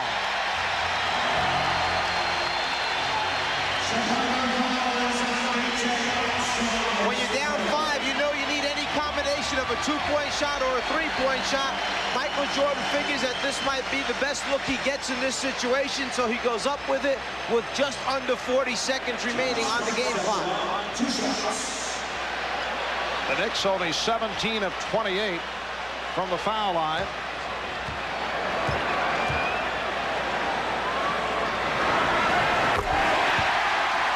John Starks has hit 4 out of 5. He has 25 points. Starks providing the spark. Once again, he's hit 5 from downtown, and he has outplayed Michael Jordan. Jordan 10 of 26, only 3 of 12 in the second half. The Knicks lead by 6. Trying to make it 5 straight wins over the Bulls here at the Garden. Cartwright with the save. He stepped out. It'll be Nick Ball with 16 seconds remaining.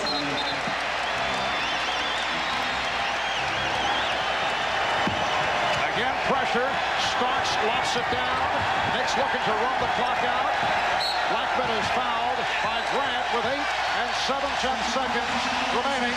And they are on their feet here at Madison Square Garden.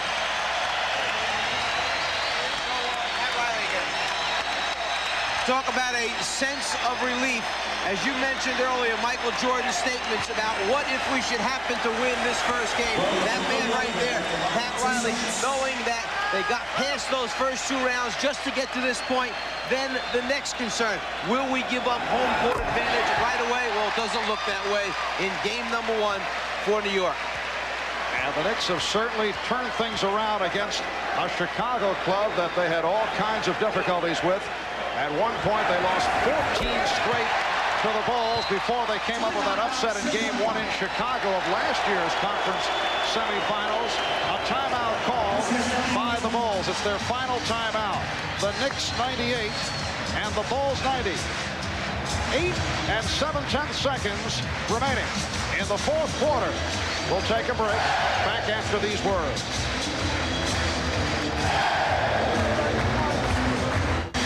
Well, the Knicks with an 8-point lead on the defending NBA champion Chicago Bulls. Pat Riley about to come up with his 116th playoff victory. Very impressive company. Red Auerbach is number 2 with 99. A.C. Jones with 81. Chuck Daly 73. Billy Cunningham at 66. Pat Riley named this past week the NBA Coach of the Year. The second such award for Pat, who was not able to win it while he was winning championships with the Los Angeles Lakers. The year he is eliminated, he wins Coach of the Year honors as head man of the Lakers, and now wins his second award in his second year as head coach of the New York Knicks. Pat Riley, the Knicks organization should be commended for what they've done here with Knicks basketball over the past couple seasons, and also to be commended this afternoon, the officials that did Game 1. They controlled this game extremely well, coming in. Emotions were very high, some concerns about how physical it would be. They did a very good job, this group. Final seconds. Here's Armstrong. Rebounded by Armstrong, and that is it. So the Knicks defeat the Bulls in Game 1 of this best of 7. 98-90. Game 2 will be played here at Madison Square Garden on Tuesday night, and then they move on to Chicago for Game 3 in the Windy City next Saturday afternoon. That game will be shown on NBC, and then Game 4 in Chicago on Monday afternoon, a week from tomorrow. Let's go over to Hannah Storm. Hannah? John, you were remarkably calm and confident before the game, and you had a very realistic approach to playing Michael Jordan. You said, look, I can't stop this guy.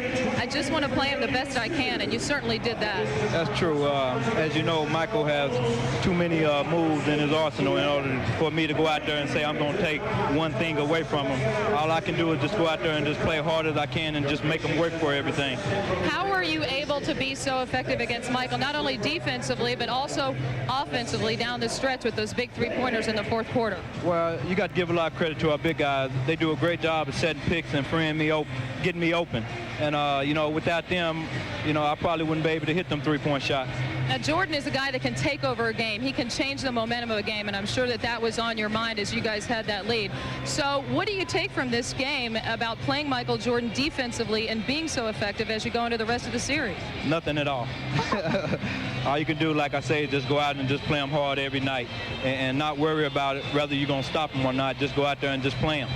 Okay, thanks, John. Good game. Let's go over to Ahmad now. All right, thanks, Hannah. All right, Doc, in the first half, you guys had a little bit of trouble with that pressure defense, but you seemed to solve it in the second half. Yeah, we did. We came out of the side with a little bit of butterflies and didn't come aggressive. In the second half, we attacked their pressure, and that's why we got the layups and the dunks. Was it as physical as you thought it was going to be? A lot of hype before this game about how physical it was going to be. Well, I thought they were just as physical as us. I know I hit the floor a couple of times. Once when Scotty blocked my shot, and once when the rim blocked my shot on that dunk there one time. All right, good luck to you. All right, Patrick. Now, listen, you had a big day today on the boards, and we expected you to score, but big day rebounding. Well, you know, I think I've been having a great year rebounding the whole year. I just wanted to come out and assert myself. You know, we came out a little flat, so I just want to assert myself and try to get the rest of the guys going. A lot of hype before this game. Everybody talking trash in the papers. It's got to be great to get this thing on. Oh, yeah. You know, we was sitting around waiting for about 4 or 5 days. You know, we was getting anxious and antsy, but I'm just glad that we were able to get it on and we were able to win the game. All right, congratulations to your great game today. Back over to Marv. All right, Ahmad, and Mike checking the final stats. The Knicks shot 55% from the field. Chicago at 43, and Michael Jordan only 10 of 27, 3 for 13 in the second half. Not only must Starks be given credit for playing pretty good defense against Michael Jordan, then he turns around and makes big shots and really makes Michael extend himself, trying to stop him at the other end. But the keys were, even though they wound up with 23 turnovers in the basketball game, the New York Knicks, they still did a better job attacking the Chicago press in the second half, and then they crushed them on the boards.